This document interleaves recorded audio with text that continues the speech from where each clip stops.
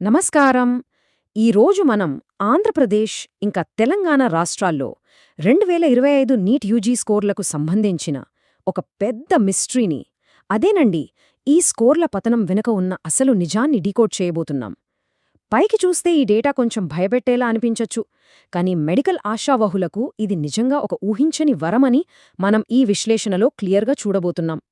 ఇక ఏమాత్రం ఆలస్యం చేయకుండా నేరుగా డేటాలోకి వెళ్ళిపోదాం.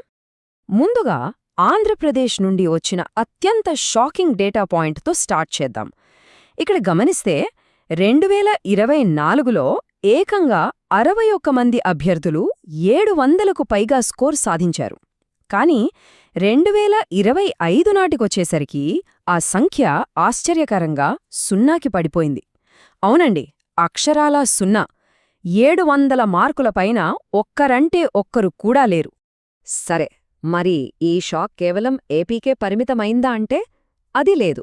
పక్కనే ఉన్న తెలంగాణలో పరిస్థితి ఎలా ఉందో చూస్తే అక్కడ 600+ స్కోర్ బ్రాకెట్ అనేది దాదాపుగా మాయమైపోయిందనే చెప్పాలి. ఒకసారి ఆలోచించండి, గత ఏడాది ఈ బ్రాకెట్లో ఏకంగా 1076 మంది విద్యార్థులుంటే ఈసారి ఆ సంఖ్య కేవలం 60కి పడిపోయింది. ఇది నిజంగా ఎవ్వరూ ఊహించని మార్పు. Section 1 the 2025 score crash. ఇప్పుడు అసలు కథ ఇక్కడే మొదలవుతుంది. ఈ నంబర్స్ బయటికి రాగానే మొదలైన ఆందోళన వెనుక ఒక పెద్ద పారాడాక్స్ దాగి ఉంది. అదేంటంటే, ఒకవైపు రా స్కోర్లు ఇలా దారుణంగా పడిపోతున్నాయి కదా, కానీ ఆశ్చర్యకరంగా టాప్ 10,000 ఆల్ ఇండియా ర్యాంకులు సాధించిన విద్యార్థుల సంఖ్య మాత్రం ఈ రెండు రాష్ట్రాల్లోనూ పెరిగింది. వినడానికి కొంచెం విరుద్ధంగా ఉంది కదూ. దీంతో సహజంగానే ఒక డౌట్ వస్తుంది, స్కోర్లు ఇంత దారుణంగా పడిపోతే మరి సీట్లన్నీ మాయమైపోయాయా అని. కానీ ఖచ్చితంగా కాదు. ఇక్కడ ఆందోళన పడాల్సిన పని లేదు. అసలు దీని వెనుకున్న లాజికేంటి, ఆ లెక్కలేంటో ఇప్పుడు డీటెయిల్డ్గా విశ్లేషిద్దాం. Section 2 rank versus score reality. అసలు విషయమేంటంటే, ఈ సంవత్సరం పరీక్ష పేపర్ మరింత టఫ్గా రావడం, అలాగే నార్మలైజేషన్ ప్రక్రియ వల్ల రా స్కోర్ వాల్యూ పూర్తిగా మారిపోయింది. పాత లెక్కలు ఇక ఇక్కడ పనికిరావు. కాంపిటిటివ్ స్కోర్ క్లస్టర్లన్నీ ఒక్కసారిగా కిందికి షిఫ్ట్ అయ్యాయి. మనం గమనిస్తే 2024లో తీవ్రమైన పోటీ 550 నుండి 600 మార్కుల మధ్య ఉండేది. కాని 2025లో అదే పోటీ 450 నుండి 500 బ్రాకెట్కు దిగివచ్చింది. అంటే అర్థమేంటి? ఈ ఏడాది తక్కువ స్కోర్లు వచ్చినా సరే అవి చాలా పవర్ఫుల్ అని ఇది స్పష్టంగా రుజువు చేస్తోంది. దీన్ని ఇంకాస్త క్లియర్గా అర్థం చేసుకోవడానికి ఆంధ్రప్రదేశ్ ర్యాంక్ డిస్ట్రిబ్యూషన్ డేటాను చూద్దాం. టాప్ 10,000 ఆల్ ఇండియా ర్యాంక్ సాధించిన వాళ్లు 2024లో 271 మంది ఉంటే 2025కొచ్చేసరికి వారు 379కి పెరిగారు. అలాగే 50,000 లోపు ర్యాంకర్లు 1,400 నుంచి 1,715కి పెరిగారు. చూడండి, స్కోర్లు పడిపోయినా కూడా మెరుగైన ర్యాంకులు వస్తున్నాయనడానికి ఇంతకంటే పెద్ద నిదర్శనం ఇంకేం కావాలి? సరిగ్గా ఇక్కడే మనం ఈ స్కోర్ ఎల్యూజన్ అంటే ఈ స్కోర్ భ్రమ నుంచి బయటపడాలి. ఒక చిన్న ఎగ్జాంపుల్ చెప్తాను. 2025లో వచ్చిన 470 స్కోర్ పవర్ ఎంతంటే అది 2024లో వచ్చిన 580 స్కోర్తో సమానం.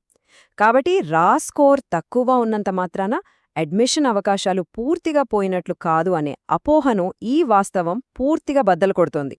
Section 3 government seat cutoff shifts. ఇప్పుడు ఆంధ్రప్రదేశ్ ఇంకా తెలంగాణలోని ప్రతిష్టాత్మకమైన ప్రభుత్వ కోటా సీట్ల డేటాను మనం నిశితంగా పరిశీలిస్తే వాస్తవ పరిస్థితి ఎలా ఉందో మనకు క్లియర్గా అర్థమవుతుంది. ముందుగా ఆంధ్రప్రదేశ్ ప్రభుత్వ కళాశాలల కటాఫ్లు ఎంత డ్రమాటిక్గా పడిపోయాయో ఒకసారి చూద్దాం. ఓపెన్ కేటగిరీ అంటే ఓసీఏయూ కటాఫ్ 631 నుంచి ఏకంగా 515కి పడిపోయింది. అలాగే బీసీఏ కేటగిరీకి 595 నుంచి 484కి తగ్గింది. సింపుల్గా చెప్పాలంటే ప్రభుత్వ కళాశాలల్లో ప్రవేశానికి కటాఫ్ ఏకంగా 110 నుండి 130 మార్కుల దాకా తగ్గిపోయింది.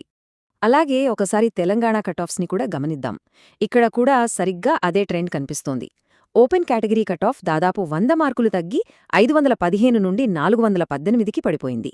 బీసీబీ కేటగిరీ 497 నుంచి 405కి, ఇక ఎస్సీ కేటగిరీ అయితే 449 నుంచి ఏకంగా 369కి చేరింది. మార్కులు పడిపోయినా ఆల్ ఇండియా ర్యాంకులు మాత్రం బాగా మెరుగుపడటం ఇక్కడ మనం గమనించాల్సిన ముఖ్యమైన విషయం. సో ఈ డేటా అంతటినీ క్రోడీకరిస్తే మనకు స్పష్టంగా అర్థమయ్యేదేంటంటే ప్రభుత్వ సీట్లకు 90 నుండి 130 మార్కుల కటాఫ్ భారీగా తగ్గింది. కానీ అదే సమయంలో స్టేట్ ర్యాంకులు మాత్రం ఆశ్చర్యకరంగా చాలా స్థిరంగా అంటే స్టేబుల్గా ఉన్నాయి. రిజర్వ్డ్ కేటగిరీలకు కూడా అవకాశాలు మునుపటి కంటే మరింత మెరుగయ్యాయి. తక్కువ మార్కులతోనే చాలా మంచి ఆల్ ఇండియా ర్యాంకులు వస్తున్నాయి. కాబట్టి ఈ సంవత్సరం స్టేట్ ర్యాంక్ అనేది మనం నమ్మాల్సిన అత్యంత పక్కా metric. Section 4 private college opportunities. ఈ 2025 డేటాలో మనం చూడాల్సిన ఒక పెద్ద పాజిటివ్ పాయింట్ ఏంటంటే ప్రైవేట్ మరియు మేనేజ్మెంట్ కోటా సీట్ల యాక్సెస్ మునుపెన్నడూ లేనంతగా పెరగడం. ఆంధ్రప్రదేశ్ ప్రైవేట్ ఇంకా ఎన్ఆర్ఐ సీట్ల కటాఫ్స్ డేటాని గమనిస్తే ఈ మార్పు ఎంత భారీగా ఉందో మనకు ఇట్టే అర్థమవుతుంది. గతంలో జనరల్ మెరిట్ కింద 600కు పైగా మార్కులు అవసరమైన ప్రైవేట్ సీట్లు ఇప్పుడు 500 మార్కుల వద్దే ముగుస్తున్నాయి. ఓసీఏయు కటాఫ్ 615 నుంచి 501కి, ఎన్ఆర్ఐ కటాఫ్ 128 నుంచి 113కి పడిపోయాయి. ఇది నిజంగా ఒక గొప్ప అవకాశం. ఇటు తెలంగాణలో ప్రైవేట్ మరియు మేనేజ్మెంట్ కోటాలలో అయితే మధ్యస్థంగా స్కోర్ చేసిన విద్యార్థులకు కూడా ఇప్పుడు అద్భుతమైన అవకాశాలేర్పడ్డాయి. ఇక్కడ ఓసీ కటాఫ్ 507 నుండి 412కి పడిపోగా మేనేజ్మెంట్ మరియు మైనారిటీ కోటాలు ఏకంగా 60కి పైగా మార్కులు తగ్గి 272, 273 రేంజ్కి వచ్చేశాయి. దీని బట్టి చూస్తే ఫైనల్గా స్పష్టమయ్యేది ఒక్కటే, జనరల్ మెరిట్ దాదాపు 500 మార్కుల దగ్గరే ఓపెన్ అవుతోంది. అంటే మిడ్ టు లో రేంజ్ స్కోరర్లకు సాలిడ్ ఛాన్సెస్ ఉన్నాయన్నమాట. ఎన్ఆర్ఐ మరియు మేనేజ్మెంట్ కోటా కటాఫ్లు కూడా చాలా భారీగా తగ్గాయి. ఈసారి ప్రైవేట్ మెడికల్ ఎడ్యుకేషన్ అనేది చాలా ఎక్కువ మంది విద్యార్థులకు అందుబాటులోకి వచ్చిందన్నది కాదనలేని వాస్తవం. ఇక్కడ కూడా స్టేట్ కోటా కంపారిజన్స్ మాత్రమే మనకు అసలైన దారి చూపిస్తాయి. Section 5 the new admission strategy.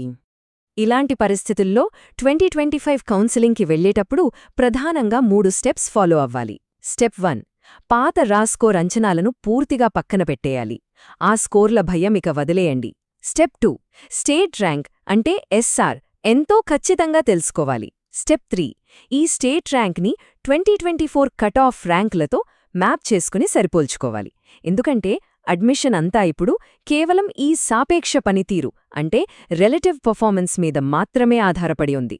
Counselling నిపుణుల విశ్లేషణ నుండి తీసుకున్న ఈ కొటేషన్ ఒక్కసారి గమనించండి.